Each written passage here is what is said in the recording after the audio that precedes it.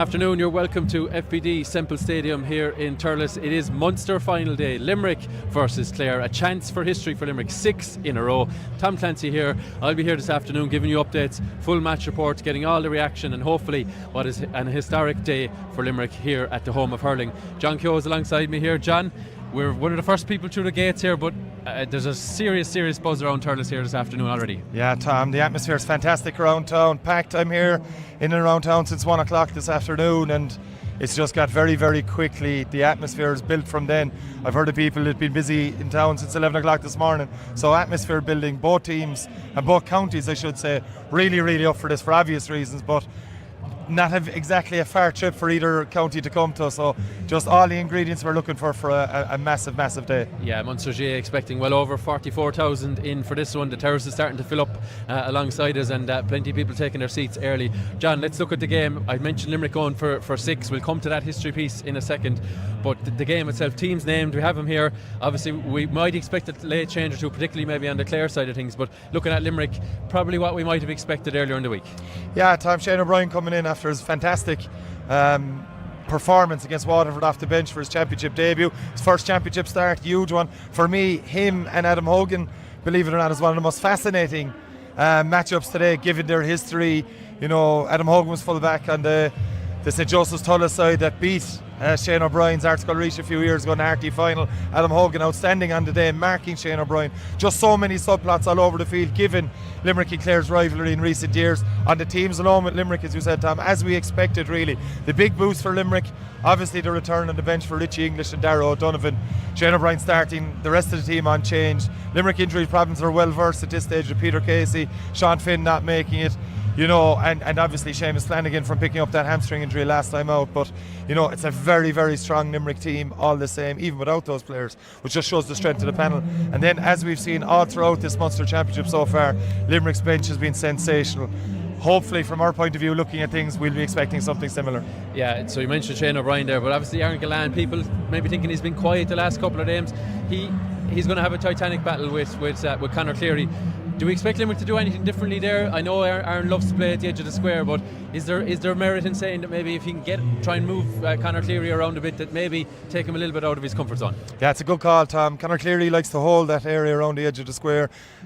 Conversely, Aaron loves that area around the edge of the square because it does provide a goal opportunity for him. I think what Limerick did in Ennis earlier in round 1 is a very fascinating thing. What they did in the final quarter in moving Gearóid Hegarty into the full forward line for 2 reasons. For number 1, because he's such a threat inside no matter where Gearóid is and given his form. Number 2, it gives him a break in and out. You saw it against Cork as well.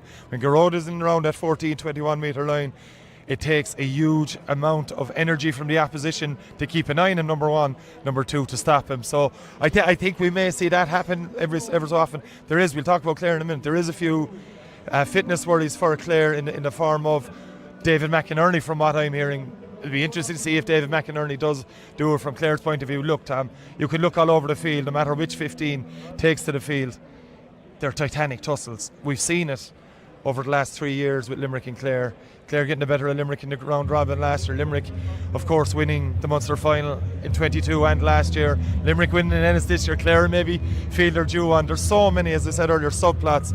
It's just all set up for another titanic. Yeah, conditions here at the moment. A bit of a breeze blowing towards the town goal end to my right hand side. Nothing too discernible, but nevertheless may have an impact on things. John, I mentioned it there a minute ago. The in the mix for 6. That's kind of what I'm going with. Limerick looking for 6 in a row in Munster. Never ever been done before.